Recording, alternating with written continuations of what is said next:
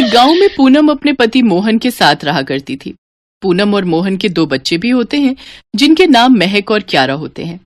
मोहन अमीरचंद जी नाम के एक अमीर आदमी के यहाँ काम करता है। तुम मेरे सभी नौकरों में से बहुत ही ईमानदार और वफादार नौकर हो और तुम मेरा सभी काम अच्छी तरह करते हो, विश्वसनीय भी हो। धन्यवाद तुम्हारा। अरे साहब, ये क्या कह रहे हैं? धन्यवाद तो मुझे आपका करना चाहिए। आप कितने अच्छे इंसान हैं जो ऐसा सोचते हैं। अमीर चांद जी को मोहन पर बहुत भरोसा था और मोहन भी अपना काम ईमानदारी से करता था। मोहन अपने बच्चों के लिए हर 2 दिन में कुछ न कुछ बाहर से खाने के लिए लाया करता था। ये देखो बच्चों, तुम्हारे लिए तुम्हारे पापा क्या लाए हैं। क्रीम रोल, गरम जलेबी, पूरी कचौरी और मालपुए भी। अरे वाह पापा, क्या बात, मजे ही आ गए आज तो। जी आप भी ना, ये सब दे देकर इन्हें बिगाड़ दोगे। घर का खाना तो इनसे खा ही नहीं जाता, बाहर का चाहे जितना दे दो। वो सब इसी तरह मिलजुल कर खुश रहा करते थे। पूनम बहुत पूजा पाठ करती है। वो हर मंगलवार को पूरी सब्जी बनाकर गांव के भव्य मंदिर में भोग लगाती है और सभी भक्तों में वो प्रसाद बांटा जाता है और सभी को उसके हाथ की बनी पूरी सब्जी बहुत पसंद आती। बिटिया पूनम, तुम्हारे हाथ की बनी पूरी सब्जी सभी को बहुत पसंद आती है। तुम बिटिया हर हफ्ते ही बहुत सारा भोग बनाकर लाती हो और जरूरतमंद लोगों को भी बांटती हो। मां दुर्गा तुम पर अपनी कृपा बनाए रखें। तुम सदा खुश रहो, तुम्हारा सुहाग बना रहे। धन्यवाद पंडित जी, आपका आशीर्वाद सदा मेरे परिवार के ऊपर ऐसे ही बना रहे। इस तरह दोनों की जिंदगी खुशहाल चल रही होती है। लेकिन फिर एक दिन अमीरचंद जी के घर से 10 लाख रुपए की चोरी हो जाती है। अमीरचंद जी बहुत घबरा जाते हैं। वो अपने सभी नौकरों को बुलाते हैं और सभी की तलाशी करते हैं और उन्हें मोहन के थैले से 5 लाख रुपए मिलते हैं। ये देखकर अमीरचंद जी मोहन से कहते हैं, अरे मोहन, तुमने मेरा पैसा चुराया। 10 लाख के सिर्फ 5 लाख हैं।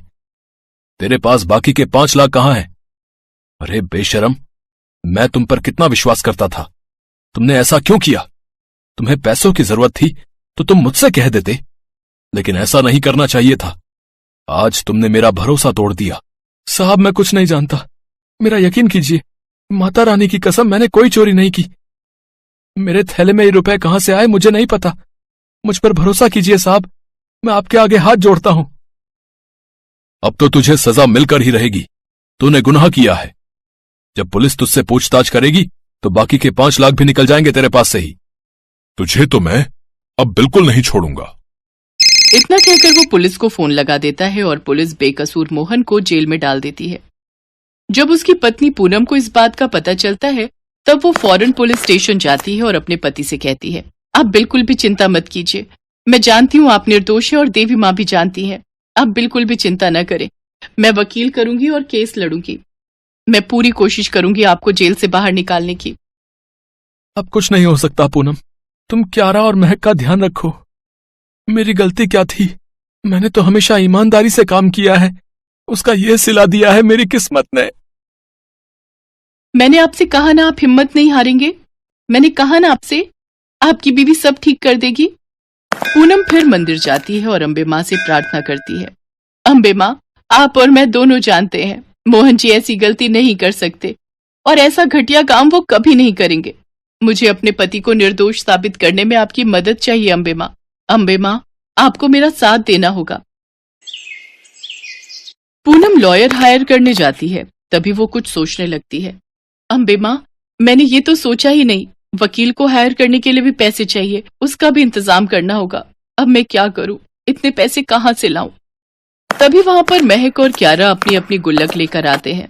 अपने मासूम हाथों से अपनी माँ को देते हुए कहते हैं, ये हमारी गुल्लक है, आप इसमें से सारे पैसे ले लो। माँ, हम जानते हैं पापा बेकसूर हैं। आप ये पैसे ले लो और पापा को जेल से घर ले आओ।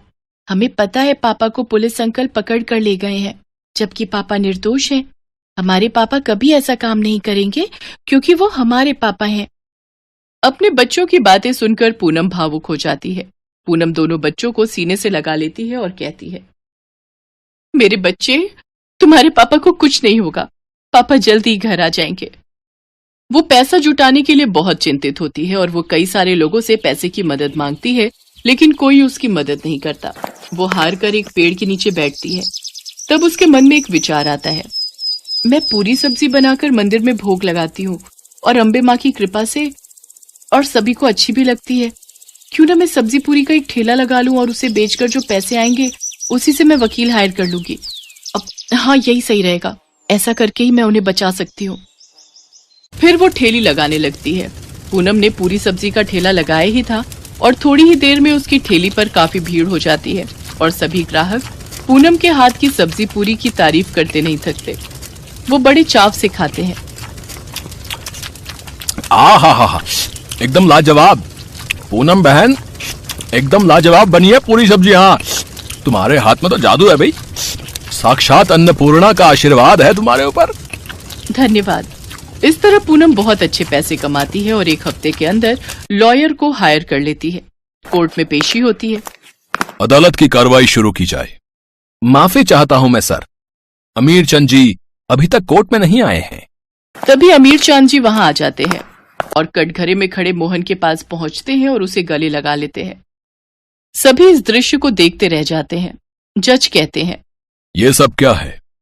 अमीर चंद जी, भूलिए मत, ये कोर्ट है और इस आदमी पर ही आपने पैसे चुराने का इल्जाम लगाया है। नहीं, ये चोर नहीं है, मोहन बेगुनाह है। ये लीजिए पेन ड्राइव, इसमें सब कुछ कैद है। मेरे कमरे में एक खुफिया कैमरा भी लगा है। ये रिकॉर्डिंग उसकी ही है। मैंने ये सीसीटीवी कैमरा चेक किया तो मेरे सामने सारा सच आ गया। फिर लॉयर और जज वो पेनड्राइव की फुटेज देखते हैं। तब मालूम पड़ता है चोरी तो दूसरे नौकर लखन ने की है और लखन ने 5 लाख ले लिए और 5 लाख मोहन के थैले में डाल दिए, जिससे कि मोहन पर शक जाए। इस सब के बाद कोर्ट केस को खारिज कर देती है और लखन को गिरफ्तार करने का आदेश देती है। मुझे माफ कर दो, जाने क्या क्या कहा तुमसे। मेरे कारण तुम्हें जेल में 1 हफ्ते तक रहना पड़ा, जबकि तुम निर्दोष थे। दुनिया में तुम जैसा कोई नहीं है। तुम अच्छे हो मोहन। सच्ची ईमानदारी तो आपने दिखाई है साहब, लास्ट मौके पर आकर सच को सबके सामने लाने की।